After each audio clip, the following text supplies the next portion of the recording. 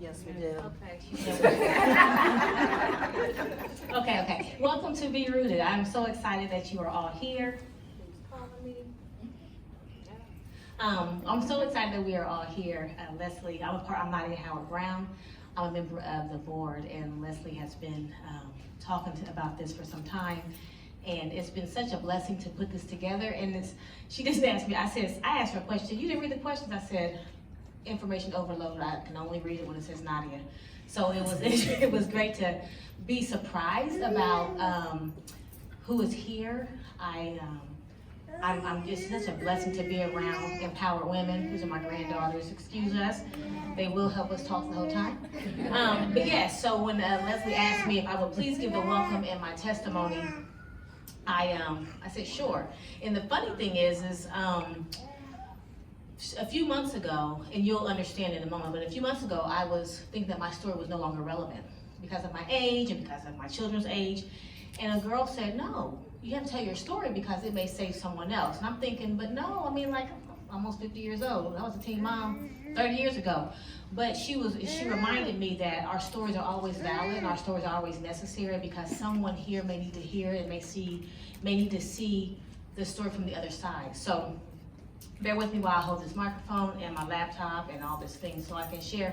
I did, That's sisterhood, Okay, thanks, sis. I might need you to, but no. Okay, all right. But no, I did take some notes only because I want to make sure that I am able to emote exactly what I'm talking about as it relates to how God really showed up for me in my story and how it has rooted me and allowed me to continue to minister in the space He has me in. So again, I am Nott Howard Brown, and so when she said be rooted, of course I had to look it up, and it became very personal to me because I had to learn how to stay rooted through pain, joy, growth, and everything in between. Today I want to share the testimony of how God helped ground me even when life was shaking me to my core. And if I cry, y'all, I got on a whole bunch of makeup, so just bear with me here. So I'll start from survival to purpose. I was a teen mom. My journey started with a reality I never expected. Just 10 days after I turned 16, I gave birth to my first child. I was a child, and suddenly I was responsible for someone else. And I wasn't raised by some of the mothers who are overly helpful, like I probably am. My mother was old school. She was like, you had a baby, you're gonna take care of your baby. I was still in high school, and that was my reality. It all worked out, but there's the challenge and the mental strain of that. When I was 17, the very next year, I had my second daughter. And so in my senior year of high school, the teacher said, what did y'all do over the summer? I didn't know I was pregnant with my second child, and I said, I had a baby. And he was like, girl, please. But even before that, the daycare, I'm from Springfield, Ohio, and the daycare was in our school, and they had to do home visits. So she came to visit. She says, hi, Nadia. And she said, who's this little baby? And I said, that's my baby. And she ignored me. She picked up Najee and holding her. So after she finished doing her assessment, she said, no, really, who's this baby? And I said, that's my baby. She was only 3 weeks old. She said, she's too young to go to daycare. I said, well, it's my senior year. I got to go to school. And my mom was like, I ain't keeping her. So this daycare hid my baby in the office every day until she was old enough to be registered. That's how God showed up. And again, all I knew was we couldn't tell nobody that she had, only 2 people knew they were there, only Miss Nisi, who God rest her soul. She's the only person that cared for my child, which created its own list of challenges because she was real busty. So now my child won't let me hold her because Miss Nisi held her all day. She's still spoiled. Thanks, Miss Nisi. But no, that's how God showed up for me because I didn't have anybody. And they hid that baby in the office until she was old enough to be registered into daycare. But then anyway, life wasn't easy. I worked 2 jobs. I remember my first job out of high school was Rhodes Paper Box in Springfield. I made $5.25 an hour. Too much to get public assistance, but not enough to do anything else. So I had to work 2 jobs. My house was a mess. My credit score was about 300. But I was trying to survive. I didn't know how to do anything because I grew up in a large enough family where we had to do things, but I never trying to cook no meals and things, but I had these 2 children that I had to take care of. So I graduated from, speed up real quick. So in the midst of all that, I'm sorry, I finished high school. I probably finished high school on, say, a Wednesday, and my mama started on that Friday, and I called my brother. I was like, get me out of here. So I moved to my mother's house. I moved to my own apartment, had no idea how to do anything. I had nothing but them and their baby beds. But I learned. Like I said, my house was chaotic. My house was towed up. And it wasn't that I didn't know how to clean. Now I realized that my mental health was just such that I couldn't get it all together. So it was either take care of them or take care of this, and I chose to take care of them. Like I said, credit score was crazy, working 2 jobs, barely making ends meet. I remember having a dream, like there was a collection agency that was calling me. And I remember having a dream that they was knocking on my door. And I'm asleep, crying in my sleep, so I'm afraid of this collection. And I was too embarrassed to tell anybody. But I was having a dream that these people gonna come and get me, come and get me now, though. Glory to God. But yeah, so I was in survival mode. I was always anxious, I was always overwhelmed, and I was silently battling thoughts of failure and inadequacy, and I was pouring from an empty cup. But my daughters were my purpose, and they were my light, and they gave me a reason to get up each day and keep pushing and keep striving.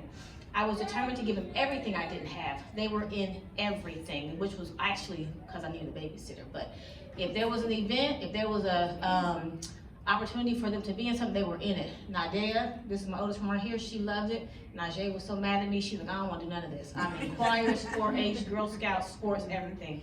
But it was necessary that I had them in that because I was so afraid that my life would be theirs. And so in raising the girls, I prayed. I said, Lord, I'm in college, I'm taking a class at a time, seems like forever, failing classes, paying for classes, on probation, financial probation.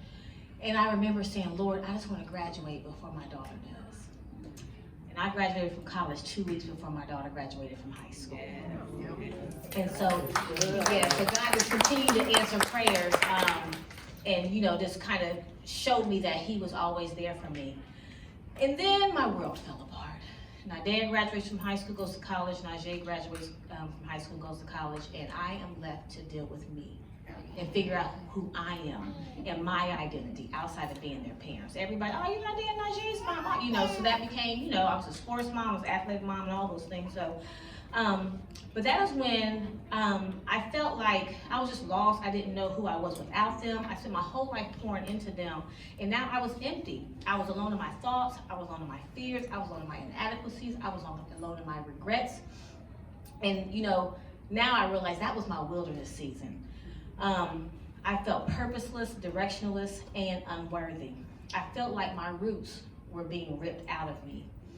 I questioned everything, my worth, my purpose, my faith. I was stuck, and I was unable to move forward because I was still holding on to who I used to be. But God, okay? And so I was finding my purpose, and in my brokenness, I turned to God, and I cried out for direction, and I really cried.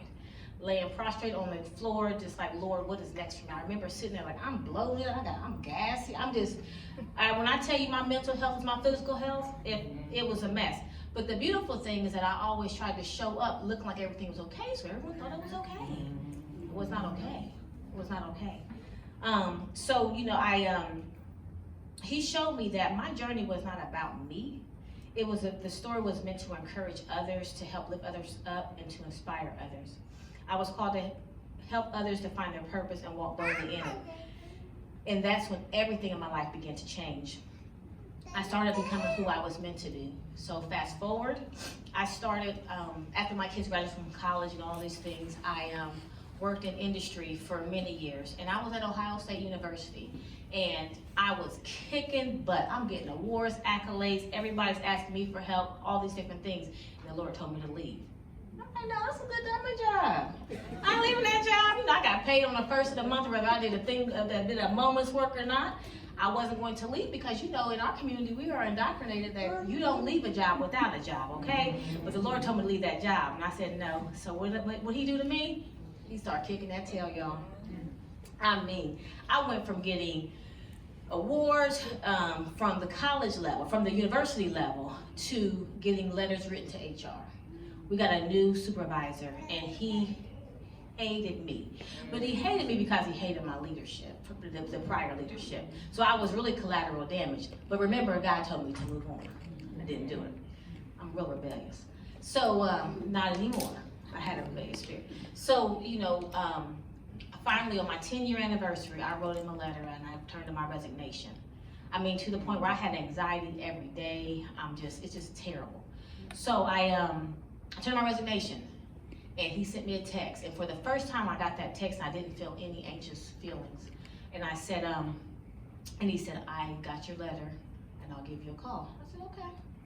So he calls me and he says, Nadia, I hate to see you go. I couldn't stand it.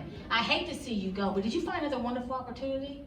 And I, we're taught to always be graceful. I said, no, I ain't find no other opportunity, but I can't do this with you no more. And when I said, I was sitting there shocked myself, like, tripping not. But that pushed me though to start my own organization. I have a consulting, virtual operations and administrative management company called Encourage Consulting, where I work with other entrepreneurs and businesses to streamline their operations and administrative practices.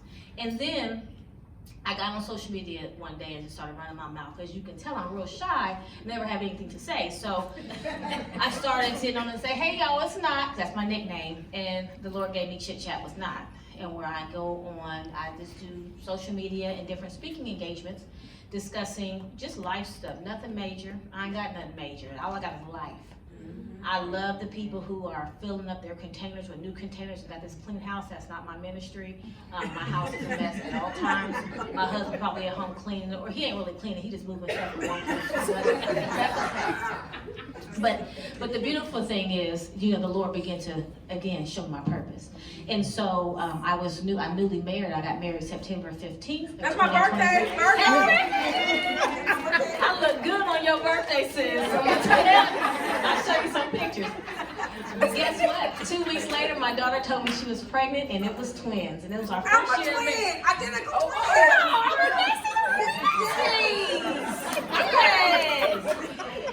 So for my first year of marriage, I had my youngest daughter who hasn't lived at home since she was 18 and acts a lot like me, so that's fun. And she found out she was pregnant, and so we went to the doctor to see, and I said, that's twins.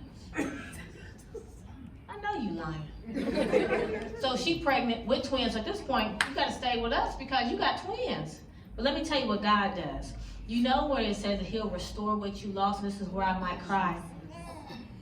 When I was 17, I had this little brown-skinned girl and this little light-skinned girl. And this little girl had a little light-skinned girl and a little brown-skinned girl that I get to enjoy just like my children. They have the same personality. They have the same, he restored what I thought I lost. I took care of my children. There's no mistaking that. I don't say I'm taking care of them. I couldn't take care of them, but I couldn't enjoy it. And he's given me an opportunity to enjoy life with my children. And that's why I know, the many reasons why I know that who God is, because he continues to show me that he is still in control. So now, not only do I have the husband, I was a single mom, but I have a loving husband. I didn't have 2 sons, but now I have 2 sons. I have 2 daughters, and I have Nomi and Novi, and they give me purpose, and they give me life, and they continue to show me that today may not be what you want it to be, but tomorrow is always going to be a better day. So my advice to all of you is to keep on living boldly, keep on growing, and just keep on thriving, and be rooted in who you are.